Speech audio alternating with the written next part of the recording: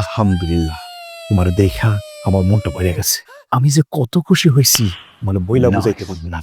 আপনি আমার ভেতরে কি এমন দেখছেন যে আপনি এত খুশি?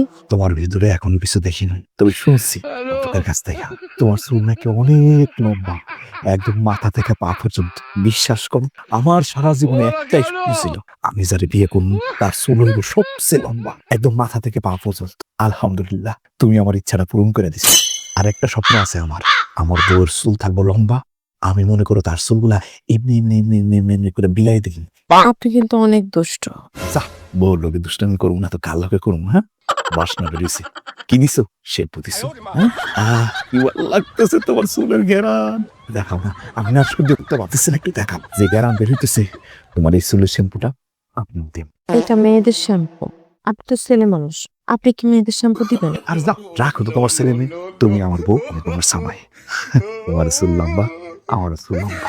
বউ, দেখাও না তোমার চুলগুলা। আমি তো হাত ধৈর্য ধরে থাকতে পারতেছি না। লজ্জা পাইতেছে না? আচ্ছা ঠিক আছে, আমি নিজেই তোমার ঘুমটা খুললে তোমার চুল দেখুন। চোখটা বন্ধ করি, বন্ধ করে তারপর দেখো। চোখ খুলি না? ওমা, তুমি তো দেখি তোমার চুলগুলো হিজাব দিয়ে ঢেকে রাখছো।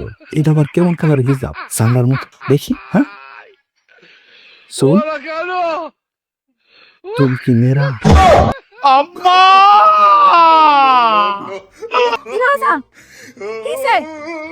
বৌমা, তোমার মাথা